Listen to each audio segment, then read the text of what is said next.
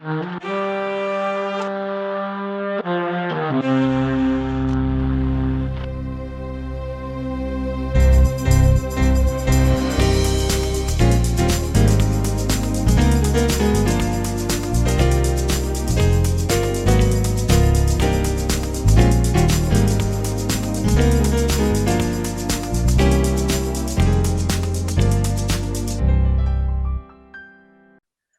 everyone. We're back for another episode of Evolving You, where we encourage you to embrace your next ram. I'm your host, Danielle. I'm your co-host, Cardell. Cardell, do you know who you are? It's okay. It's okay. I didn't know what direction you was going, so that's why I got confused. I was like, oh, I didn't know you saying my name, not saying my name. Okay, let's remember. This week we have a very special guest joining us, Minister. Come on here, Calandria Reid. You're right. I did too much. I hyped you up. I did too much. I did way too much. But today's topic is evolving you, surviving through the struggle. And me and Cardell, when we were going through topics last year, before this podcast was a thing, right? When we were going through topics, we wanted to create a platform where we could inspire people. And this was one of the topics that came up. Last week, we talked with from comfort to uncomfortable and how being comfort can sometimes delay you from excelling at your purpose. So now we want to help people who've been going through this pandemic. They've been going through a lot. And we just want to help them because a lot of people may say to themselves, I'm really struggling right now. How do I motivate myself? How do I get through this? So before we get deep off in that topic, I'm just going to let you introduce yourself, Calandria, and just tell us a little bit about your background.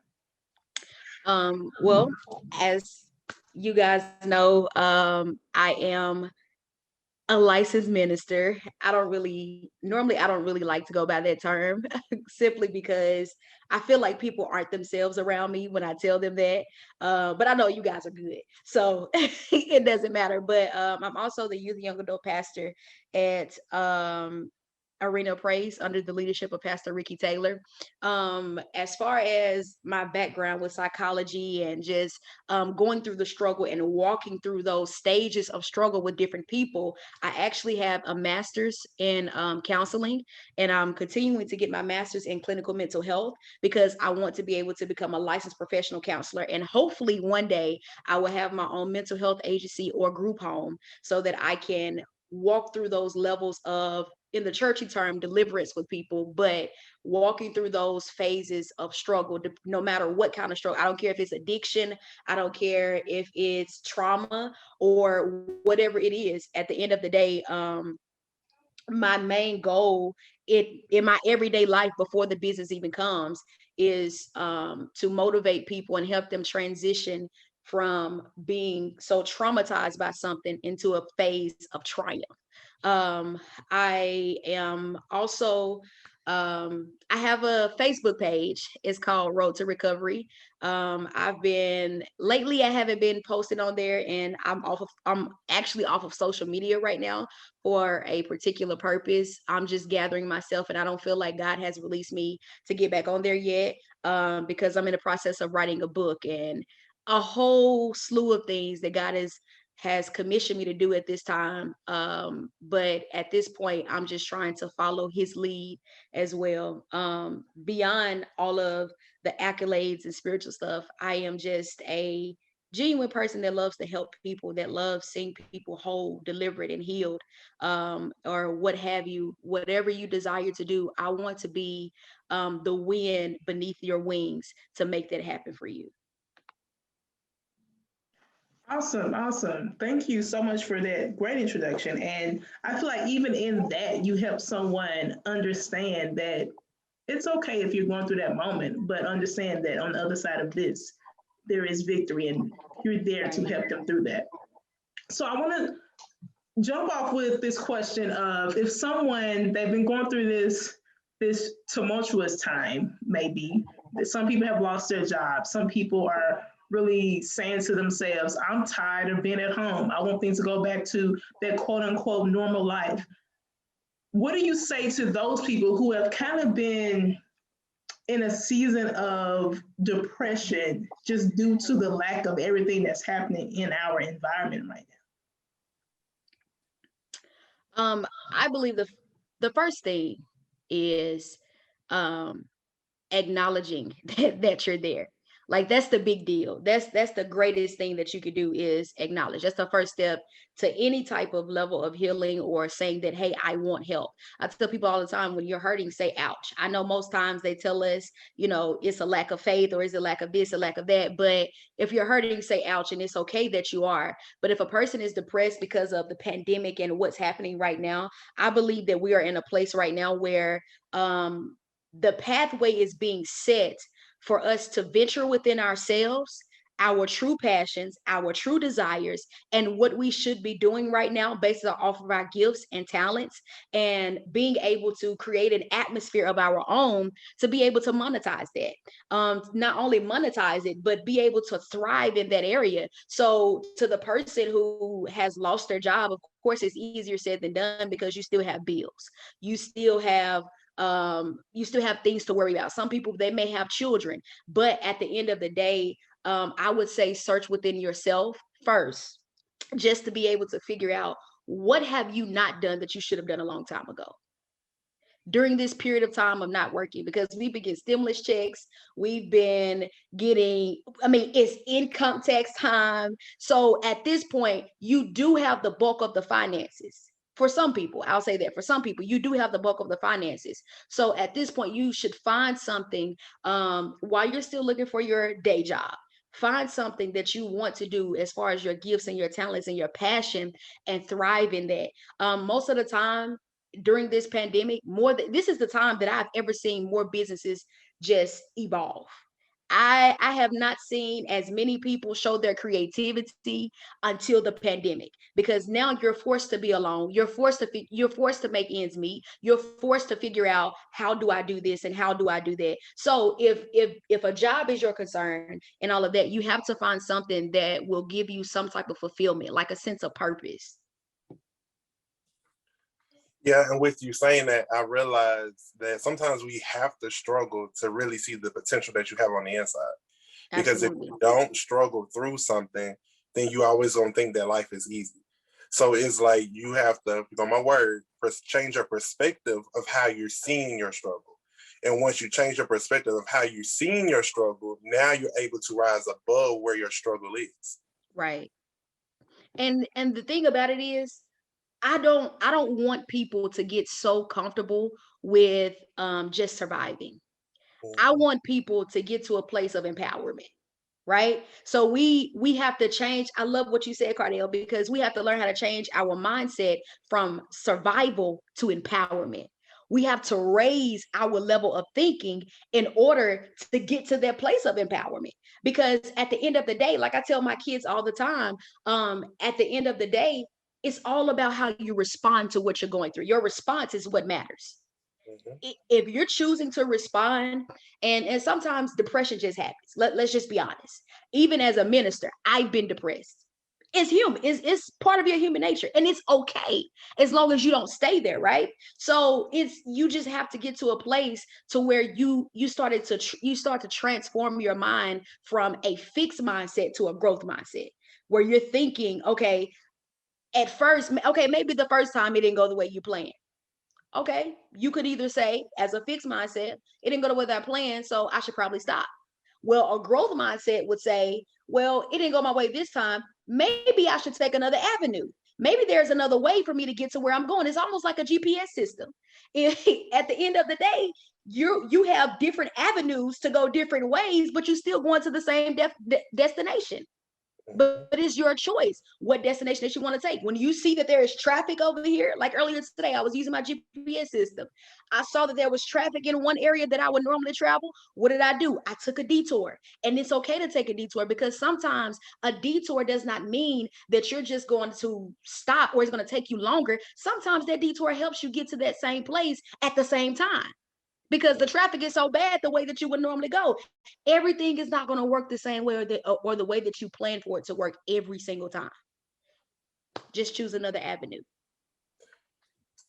now. I like And that. I like when you said that. Oh, sorry. Go ahead, Cardell. I was just gonna ask a question, but when you say that people need the sense of empowerment, do you think people are afraid of having that power in their hands? Because it's like we always say, go chase it, but will you be able to really handle that power once you get there? That's a great question, phenomenal question, actually. I think about this all the time. And the thing about it is, this is when you tap into what you're really graced for at this time, right? You tap into what you're really graced for at this time. There are so many people all the time that you see jump out prematurely, and then they suffer from more than what they have to. Um, that's when you ask yourself those questions, like, have I truly prepared for this? For instance, if the Lord gave me $1 million right now, like just set it in my lap right now, what would I do with it? You have to ask those questions and be real about it. I mean, mentally, that the biggest thing is being real with yourself before anybody else. But if the Lord gave me $1 million right now, would I be a good steward over it? Or would I go blow it at a strip club? Would I go blow it at a place? Would I go purchase 10 cars and cars depreciate? Or should I go over here and purchase some land or property or something of that nature? So it's all about being real with yourself. So what I always tell people to do, and even with my kids at school, I tell them, because we talk about, we have these real conversations where we're asking questions like, am I really prepared for this? The way to know that you're prepared for something is to be real with yourself. Sit yourself down. We write down everything. Get yourself a list. Write down what you want to do on one side, and on the other side, put down things or the ways that you've already prepared yourself. That's one thing. And if you're not prepared, then you write down a plan of action. And then grab another sheet of paper. Look at your strengths, your weaknesses, and your limitations. We just did this in class literally yesterday. Strengths, weaknesses, and limitations. Your strengths, that's good. I'm glad you have those. And that's what we like to look at. Okay, I'm strong in this area. Okay, but let's look at your weaknesses. Because at this point, this is what you need to this is what you need to use to make sure that it becomes your strength, right? And then we look at your limitations. What are those things that are stopping you or preventing you from getting to where you're supposed to be? So after you do all of those phases, then you're on your way to knowing what you're prepared for and what you're not. And don't be afraid to say, I can't handle that right now. Let me just ease my way into this. Right. And then with doing that, it makes so much sense because now you don't realize that you're building the power in the side of you by making that list. Because, like you say, we have to first identify where we're weak at. And once you identify where you're weak at, now you're going to become stronger in those areas. So, I mean, it's not like you're going to always wipe away every single thing that you're struggling with, but it's just being able to identify them during that season. Because a lot of times we go through seasons of going through certain things, but then when the next season comes, we're not still dealing with those. But you have to address them currently. Like, what am I dealing with now that I need to elevate my mindset for? Because if you don't, like you say, you're going to be stuck in that same place. You're going to still be like, I guess I'm not worthy of it. I don't deserve this. I don't deserve that. But you have to address where you are and be honest with yourself. Because a lot of times, even for myself, sometimes I say, no, that's not a struggle. That's not something that I'm dealing with. But then in all honesty, I'm just putting it to the back burner because I don't want to address that thing. I don't really want to like divulge on it. I don't want to get to the point where I'm just like, ooh, wow, I am messing up. Nobody wants to get to that point. But for you to actually grow and go to that next realm, you have to address issues because there's no way around it because they're still going to be there. They may not be as prominent, but they're still going to be there. Right. I totally agree. Danielle, I think you were about to say something before I say No, the next I was thing. just wanted to hop in on when you said you talked about the detour. Don't use a detour as kind of a dead end.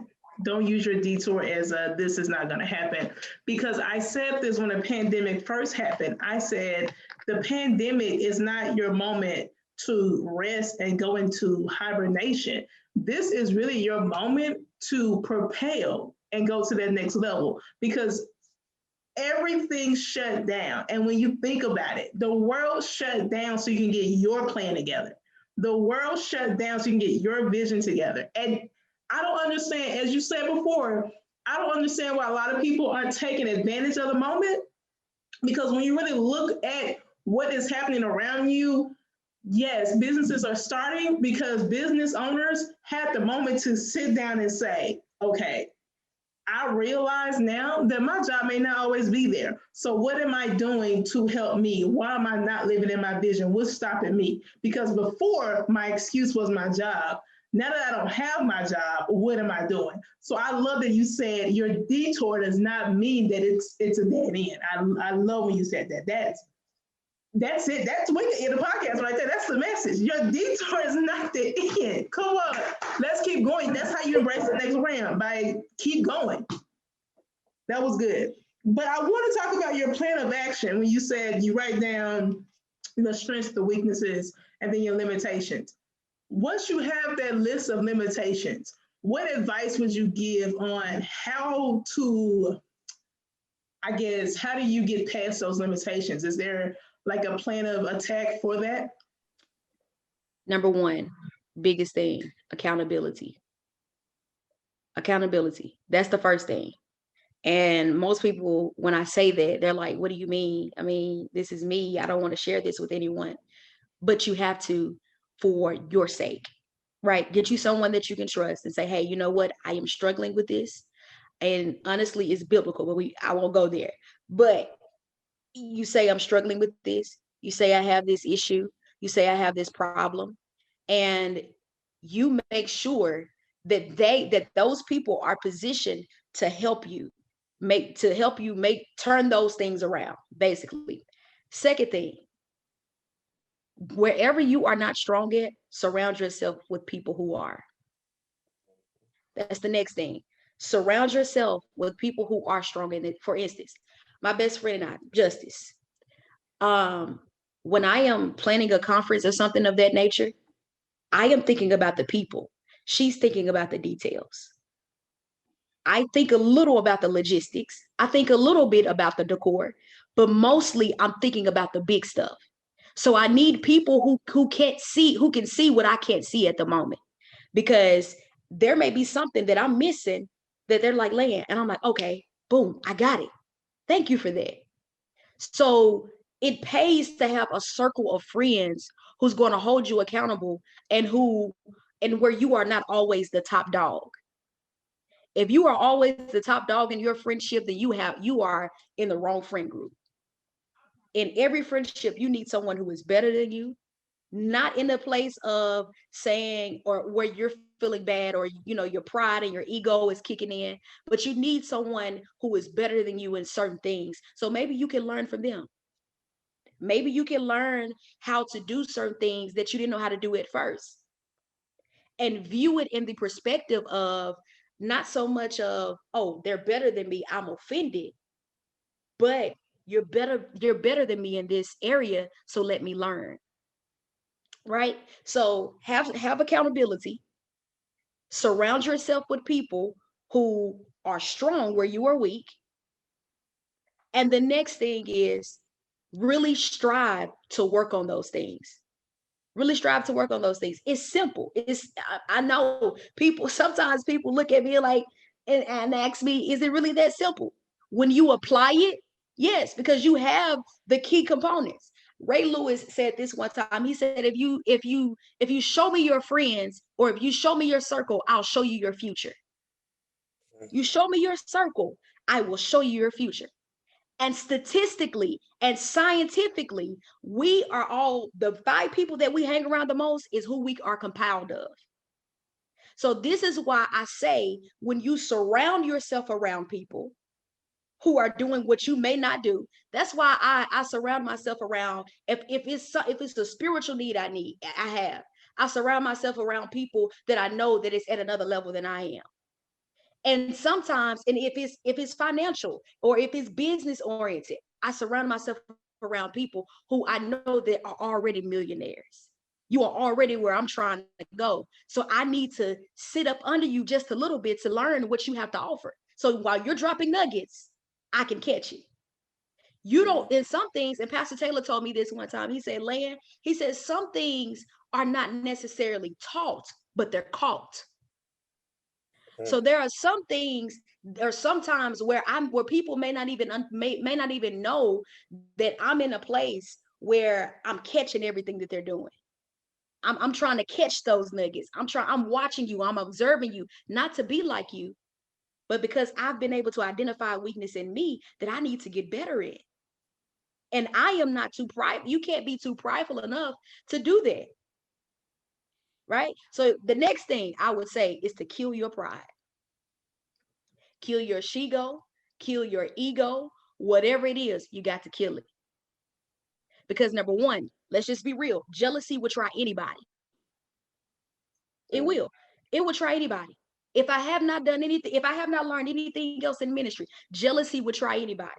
The people that you least expect that are jealous of you, and sometimes that thing will try to rise up into you too. And you have to be like, you know what? You were supposed to learn from that person and not be offended or jealous or intimidated by them. So at the end of the day, it's all about surrounding yourself around the right people and killing your pride. That's good. Preach today. You said you didn't want to preach, but here you go. Listen, again, we just let the Lord have his way on this podcast. We don't control it. This is a God vision. But this was me while you were talking. Yes, kill your ego. Because as me and Cardell, we often pray, God, elevate our circle. It's not about us. Elevate the circle, because as you elevate the circle, you're elevating us, because we know we're learning from the circle. We're gaining from the circle. As the circle goes up, we're going up. So it's not a Lord bless just me, just bless the transition. No, bless every business attached to us. Because listen, touch them. Let them be a millionaire. If they hit it before we do, great. I'm happy for them. We're pushing for them, because even on our website, we have we win when you win.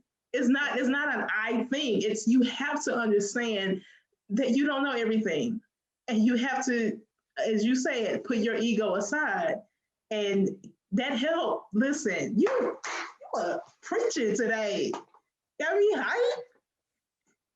Calm me down. Calm down. You are so silly. And I think what you said today that really hit me is that even though you're struggling, it's okay for you to let somebody else in. Don't struggle in something by yourself, because a lot of times people are struggling, but they're like, I don't want the help. I don't want nobody knowing my business. I don't want this. I don't want that. But sometimes you have to let people in. I mean, you have to trust them wholeheartedly, because just like you might be struggling something that's tough that you don't want nobody else to know. But you have to know in yourself, I can trust this person and I can tell them everything. Like me and Danielle, we know everything. I tell her everything. It ain't no day that I don't go by just telling the simplest stuff. And I feel like when you're struggling, communication is the biggest thing. Because if you don't communicate with somebody effectively and efficiently by just talking to them about, this is what I'm going through today, this is how this is going, this is how that is going, then you're stuck in something. It's like, why is it so hard to talk to people about how you're truly feeling or how you're truly struggling through something? If you don't talk to anybody, then you're battling yourself. And when you battle yourself, then you're not able to move out of that situation, because you're just like, I don't want to do that, or I don't want to feel like talking to that person because I know this might happen or that might happen. But just release it. Because I feel like in this season that we went through so much in 2021, it was a struggle for people. It was so much happening. But now I feel like 2021 is the year of purpose and release. You have to release stuff off of you for the blessings to actually come to you. That's just like if you're looking for something at work, you can't be bothered by the same person that you've been bothered by for the last 10 years if you've been at your job 10 years. You can't keep getting triggered by the same triggers and then you want to be out of your struggle. Talk to that person. Understand why that person is bothering you so bad. Why is a spirit bothering me so bad that every time I see you, I just want to punch you in the face? You ain't said nothing wrong to me. You just triggered me enough because you looked at me a type of way. You looked at me a type of way 5 years ago. You know what? You're going to get that one in the parking lot. I mean, people will get triggered by the simplest stuff. But you have to realize don't let something that triggers you initiate you struggling in that mess. Because sometimes you'll get stuck in that quicksand and you're going to have to ask for that, maybe ask for that hand to pull you out. So watch how you are triggered, because you never know when that person might have to pull you out of the struggle that you're in. That was good. That was good. I mean, I just gave it the way the Lord gave it to me. Jesus, is he talking to me? Do I need to work on some triggers? Whoa. We so churchy. We're gonna get it together. We are so churchy, but it's okay. I mean, I've been trying to hold it in, but I'm just no, let loose. We let loose. Let loose. We let loose here. We let loose. That is so good, and I love that you brought that up, Cardell, about the triggers, because you said something strong. Because I don't know if you heard yourself or if you were just in a blackout, but it was a blackout.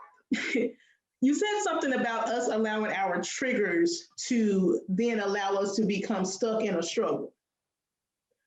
That's really big, because sometimes you will allow that situation to bother you so much to where you are now going through depression, as we talked about earlier, and you're not trying to survive. You're just struggling with this issue because that's the only thing that's on your mind right now. So I'm glad you brought that up. That's great. Calandria, a question for you, like in regards to that, is that do you ever, I guess if someone comes to you and say, man, this person is really annoying me, or I'm really dealing with this, or this is really a trigger for me. After we have acknowledged that, is there something that you recommend someone would do for that trigger, or is that a point of you just really acknowledging this, and if you can't change it, leave it alone? What do we do in that situation? How do we handle triggers? We got to kill triggers in 2021. There are one or two things. The first question that I would ask is, where did it come from? What is the origin of this trigger? What happened to you? If you have a conversation with me, most of the time I'm going to ask you, what happened in your childhood, or what happened in your past, or what happened with this person, because it could have happened 5 years ago. Why are you, and I have to check myself too, I ask myself these same questions. Why are you so upset with the way that this person is acting? Like Cardell said, they hadn't said anything to you. They haven't done anything to you, but just the way that you look gets on my nerves. I mean, just when you talk, I get irritated. So I have to ask myself questions, and I've done it several times. I have to ask myself questions. Why are you so angry with them? What unresolved issues do you have with them on the inside that you have not, or if not with them, then what unresolved issues that you have with someone else, but they triggered you because they did the same thing, or they act. It's just like a relationship. Have you guys ever noticed when you jump from relationship to relationship, or you jump into another relationship, or even a friendship? It doesn't even have to be a relationship, a friendship. When you see someone do something that someone did in your past, you're immediately like, nope, I'm done. And you make them pay for everything that the last person did to you. Those are unresolved triggers or unresolved issues that you didn't deal with that have become triggers. So it's being able to figure out first, where did it come from? And number two, if it's just a thing that they just do and you know that they are just being them, I'm trying to watch my language. I was being them. I wasn't gonna cuss or nothing, but I'm just saying, being them. I just have to use the right choice of words. Yeah, right. Being them. I read through the them. If you, but yes, if you know that they are just being them, and there is nothing that you can do about changing them, the next thing that I always ask people, well, is that something you can control? Can you change them? If you know it's not you, if you know it's nothing that you know is no deep stuff, or you know is not something that happened in your past, or something that they did that you have not dealt with, okay, next question. Can you change them? No, you are responsible for you. We can't change people, but we are responsible for the way that we respond to them and what they do to us. So because of that, what I've learned to do is I've learned to say, okay, you want to act a fool today? You want to do what you're doing today? I'm going to take my happy self and I am going to mind my business, or I tell myself, you know what? I've done this on purpose. It's like, you know what? You are so amazing. I randomly, if a person is getting on my nerve and they're doing it on purpose and I know, it's like, you are so amazing. I just start to shower them with compliments. And one day this happened, and this is a true story. One day this happened, and this lady, she looked at me and she was like, why would you say that to me? I'm always so rude to you. And I said, I'm glad you know that you are. But I did. I said, I'm glad that you know that you are. But here's the thing. I find fulfillment in responding with love versus responding in anger. Okay. I can't allow, and I told her this, I said, I can't allow you another day to make me as upset as you have made me all of these last few months. It's too much energy. And not only that, but I realized that she was controlling me. She could walk in a room and my whole attitude changed. That means you have too much control over me. At this point, that means that I am your puppet and I'm not willing to be anymore. So because I'm not willing to be your puppet anymore, and I'm not willing to allow you to control me anymore, I have to find a way to get myself together. So again, if you can't control them, you find a way to readjust in you. That's good. That's so good. Because when you said that, it hit my mindset. How much do we let our struggles control us? These are something that is not that people that we see. This is not even a physical object that we literally see. This is just an emotion. This is just a state of mind that we're in. How much are you letting it control you? And then it's like, for us, I know, I'm not going to speak for any other race, but I know as for Black people, we don't like people telling us what to do. We don't like people controlling us. We already been through that. Like, I'm free. I'm free to do what I want to do, free to do what I want to say. But you have to literally think, how many times are you controlled by your struggle? Don't you want that same power? Don't you want to say that I'm free from that? And once you move and you get that mindset of, my struggle will not keep me in bondage, then you're going to be in a good place, because you have already acknowledged it, that I am dealing with a struggle. Then you're going to fight through that struggle, because sometimes you got to fight through it. You just can't sit there and let it fester anymore, because now you're to the point you have to, now here we go for the change of perspective of your trigger. When you get triggered, let that trigger motivate you. Don't let that trigger keep you stagnant. Because if you let that struggle keep you in that place, you're not doing anything productive. But when you get triggered by that situation, like Calandria said, that lady kept irritating her. Instead of her reacting in a negative way, she reacted in a positive way. And when you reacted in a positive way, they already know, I don't have control anymore. So when I don't have control anymore, what's the purpose of me even trying it? So now we have to think about our struggles to say, I have this struggle. I'm dealing with this struggle. Now, how am I going to move myself away where this struggle won't have power over me? Stop thinking about the negative and focus on the positive. Because once you do that, your mindset will start triggering differently. When you see that person that triggers you, you're just going to be like, oh, that's that person that used to trigger me, and smile about it and laugh it off. Or it might be that person may have just had one of those faces. Sometimes people have a face that just looks mean all the time, but they're the nicest person in the world. You just have to go out there and talk to them. They may have wanted to speak to you, but they're just like, I don't know how to. And just to throw a little shade, I mean, that's just Danielle. Danielle has that face where she was like, I don't want to talk to you. But when you talk to her, she's nice as can be. She'll have a whole conversation with you all day long. But you have to get past your struggle of, I'm tired of people always looking at me funny. They think I'm not worthy. They think I look like this. They think I look busted. It's not that. That's just, she don't really talk to people. And you have to really push yourself out of that struggle to get to know that interaction. You have to get a new reaction from what you're used to getting, because now you're triggering happiness in your life. Now you're triggering positivity in your life.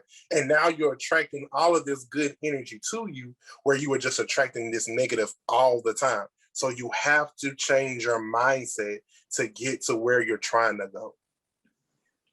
Did you just read me though? Did. Right. I mean, we were talking about triggers and helping people. What are we doing? survived through the struggle. And all of a sudden, Danielle's face, y'all, her face. Wow. I mean, you do look a little mean sometimes though. It's the meme. It's the meme. I know. It's just me. Don't. I get the same thing. I get the same thing. So I understand. Right. Charge it to my head, not my heart, as they say. Unless, no, I'm joking. We're working on me. We're working on me. We're working on me. Calandria, because we don't want to hold you too long here. We know you're busy woman.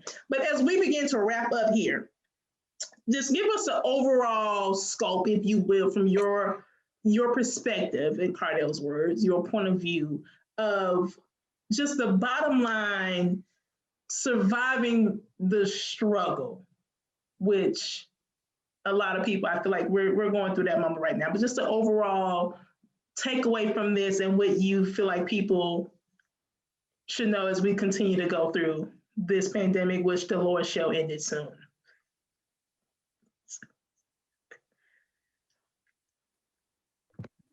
You know what? That's a good question. That's a loaded question, even though it was so simple. I know it is a loaded question because it's asking you to do a lot. I know. I just share your opinion. Just help the people. Leave them with your the last word, something to think about. Give us something to think on, something to chew on, as they say. Is that what they say in church? Give us something to chew on. Get me together. Oh, get me together. I mean, you went old school church. I mean, that was old school. I went Baptist. That was so Baptist. Let me give you something to chew on. Yeah, that was Baptist. That's all right. That's all right.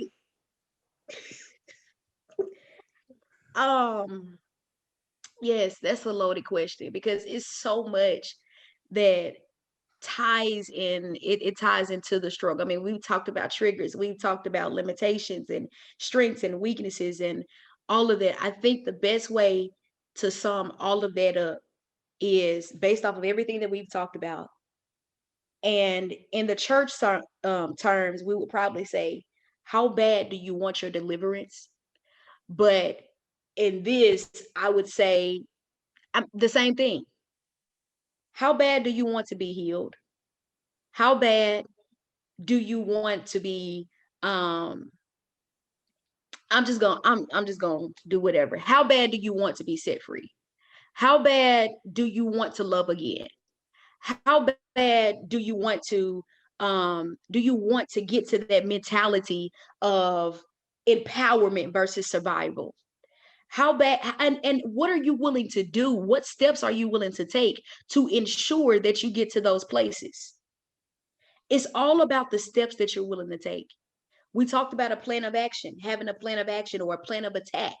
Because, and I love the way that you worded that, because a plan of attack says that I'm no longer allowing you to attack me, but I'm going to attack you with my strategies that God has given me, or either that I just within me, or that I've learned through listening to podcasts or reading books or what have you. At the end of the day, you guys have to have a strategy. I understand, and I know life is hard. Things are difficult. People have passed away. For some of you, you are in a place of hopelessness. Some of you, you are in a place of depression. For some of you, you are in a place where you feel like you're just at your wit's end. Like you feel as if I can't stand any longer. You're saying that pretty much I've been in a place to where I tried and I kept trying and I kept trying and I still feel like I failed. Listen, failure is not failure until you quit. It's not failure until you quit. Until you hang up the put or throw in the towel, until we shut off the scoreboards, until we close down the gym, the field, or whatever, until you close your eyes at this point. It's not until you quit. And honestly, quitting is not an option in this season of your life. Being stagnant shouldn't even be an option in this season of your life. But let me say this, because it can easily happen. Even if it is, it's okay. But now we need to go back and talk to someone about how to help you out of that thing, like Cardell was talking about. Or if you don't feel like you need anyone, Okay, if you have a prayer life, for those of you who believe in prayer, pray and ask God for strategy. Pray and ask God for strength. Pray and ask God for a way or to change your perspective. Pray and ask God for the things that would probably blow your mind. And God will answer you every single time. We have to stop allowing, like Cardell said again, our triggers, people, things, places that we used to go, our bad habits, our addictions to hold us captive.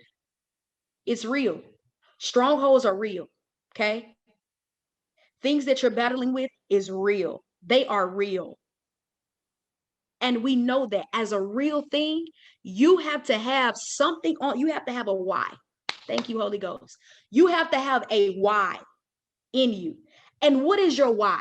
This is the reason why you do what you do beyond just people. It's not to shame your haters. It's not to do any of those things, but it's that fuel that's in your gas tank. And as the car, you're the car at this point. It's the fuel in your gas tank to help you be resilient.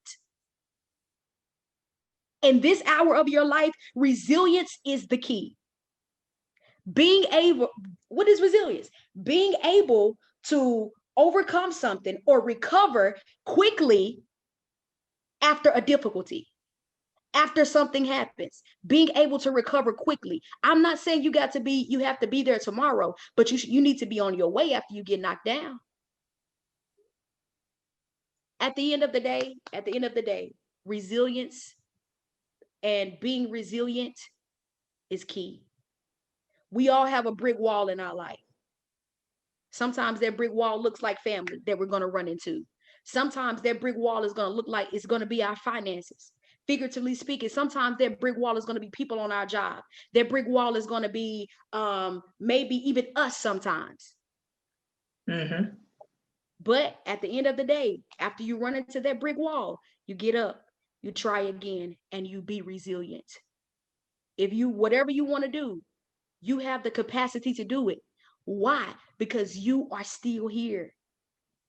You're still here, and you're still here for a purpose. In fact, I don't even, honestly, at this point, the world needs what you have to offer. So true. Everybody in this world has a place. You have a place.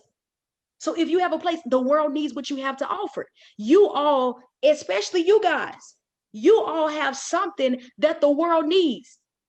Mm-hmm. At a whole, yes, there are people who are doing what you're doing, who are saying some of the same stuff that I'm saying right now, who's trying to do the same thing that I'm doing. But at the end of the day, they will never be neither one of us, because we are called to a certain realm of people that the next person may not be called to. So because we are called to those realms of people, and because God is leading us to those group of people, it does not matter what people around me are doing. It does not matter if they are more successful right now. It does not matter if the Lord told you to write a book, you go and write the best doggone book you can write. If he told you to be a social media team and so build this, build that, I believe that you guys have the ability to have the next studio bigger than Tyler Perry. Right. Come on. So at the end of the day, if God said it, that settles it. You have the capacity to do it, because he is not gonna, the grace of God would never take you, number one, where your character can't keep you. And number two, what he placed inside of you won't open doors for. Mm-hmm. So at the end of the day, it's all about you. It's all about your response to adversity. It's all about your level of resilience. It's all about what you're willing to put out when everything else is telling you to fall. That's it. Wow. That's all I got. Oh, that's so good. There's so many points in there. And I'm just like, Jesus, I got to still digest everything you said. And just to sum up, like, for the final words, I know that one thing you said for sure, understand your why. How bad do you want it? That how bad do you want it is going to be the pivotal moment in your life. Because sometimes we say we want something, we just want it because somebody else got it. But do you want it for yourself truly? Do that really fit your character for that moment? Like, does it really add that extra benefit that you need? Now, if it does, go get it. But how bad do you really want it? That's the question we want y'all to have. And then, like, as you were saying, like, everything that you struggle with, let that be the fuel that gets you to the next level. Like a quote I used to tell myself, let my frustrations be my fuel.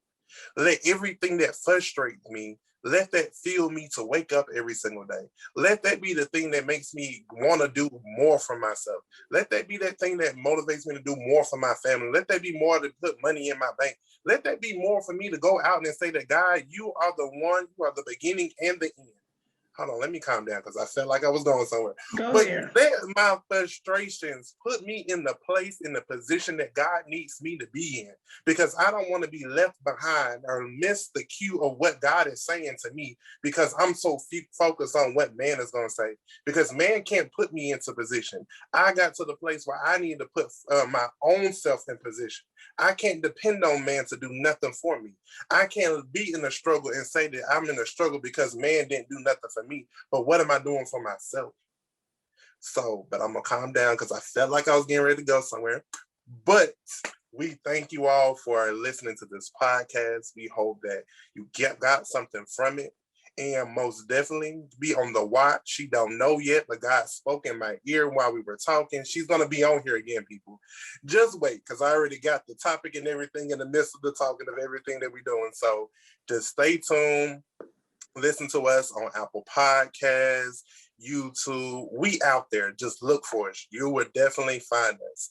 And we're so grateful that you were a part of Evolving You for today. Thank you. Thank you. Real quick, Calandria, what's your next move? What are you working on? Just give us a quick, how do we find you? People want to contact you, and the Facebook page, how to like you. Well, as I told you guys earlier, I am not on social media at this current time. Right, we know, but when you get back, that's going to be a blessing because the people are going to follow you. Just look up Calandria Reid. That's Calandria Reid, and you will also, and if you look at my page, you will find Road to Recovery there as well. I am also, you said next move. I'm also presently working on a book. I'm not going to release the title just yet, but what it's centered around is breaking different kinds of doctrine and breaking different mentalities to understanding what God is really saying and how he really wants us to converse with him.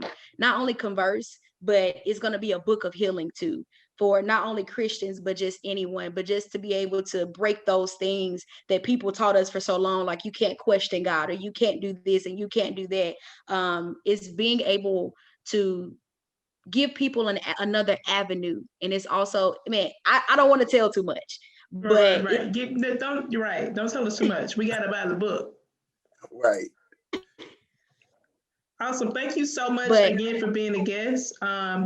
And I just wanted the people to know that you're working on things, how to find you. I didn't want you to say that you came to Evolving You podcast and they didn't even promote my business. No, because we want you to win, sis. We win when you win. So that's why I had to give you your moment to shine and tell the people whatever you need to tell them at that moment. As Carnell said, thank you for joining us. Thank you for watching and listening. We're on so many platforms that you can find us in every country. Look at God. Look how God did that. He took one platform. Come on. Anyway, I'm getting too hot. But thank you all for listening. And as always, don't forget to embrace your next round. Bye, guys.